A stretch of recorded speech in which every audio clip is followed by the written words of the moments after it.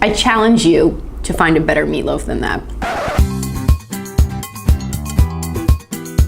Hey food nerds, I'm Julianne Fader, the Gastro Nerd, and this is Pimp My Kitchen, where I pimp out regular everyday recipes or meals, and I make them so much more awesome by adding a few nerdy fun tips and tricks. One of the few things my dad ever made me growing up, or made us, my family, was meatloaf.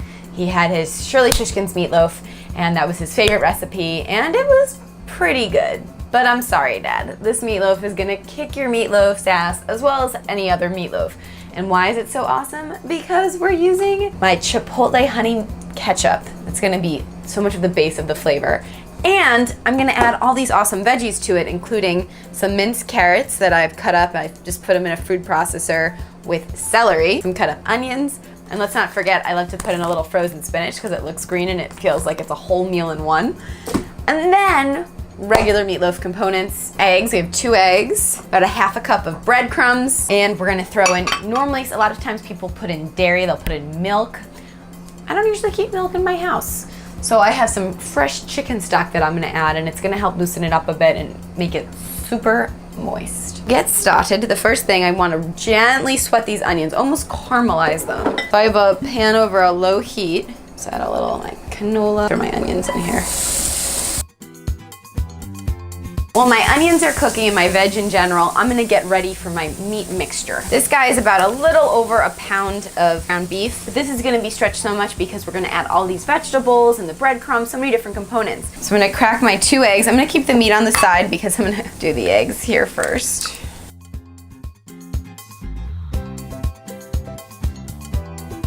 Add my breadcrumbs, salt, fresh pepper.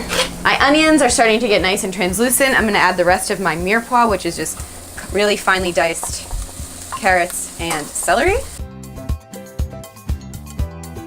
With a little bit of salt. Always season, season, season. Just gonna pour a little bit of my chicken stock into here slowly because I don't wanna cook the eggs.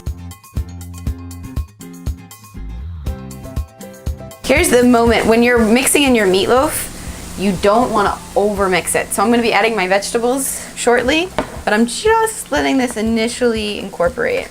Now you can see it's nice and we don't want it to get any real color, we just want to stay neutral. But this is my favorite moment, Chipotle moment. So I'm going to put a nice amount. Remember, this is flavor going right into the meatloaf. Enough so it's fully covered and not quite soupy or saucy, but still delicious. And here's why I use frozen spinach as opposed to fresh spinach. A, because when I first made it, I had it in my freezer and it was a convenient thing to use. And B, because I'm impatient and putting frozen spinach into something hot will cool it down very quickly.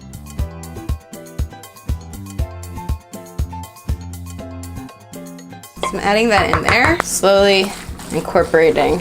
Like I said, just mix it until it all comes together. So now to form the loaf, and depending on, you can make this more narrow, wider, whatever you want. So instead of, I can just put this Chipotle ketchup, I'm gonna dilute it a little bit with chicken stock, that much. Sometimes I like to add a little extra ketchup at the end, so it's not super spicy throughout.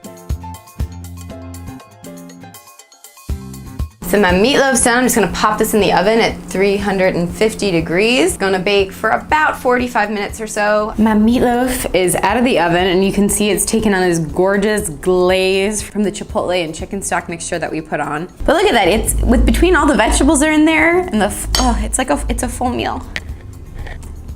I've literally made this every week this past month since I discovered it, and I've had dozens of people try it and they have all voted this is the best meatloaf. So I think it's worth you giving it a shot.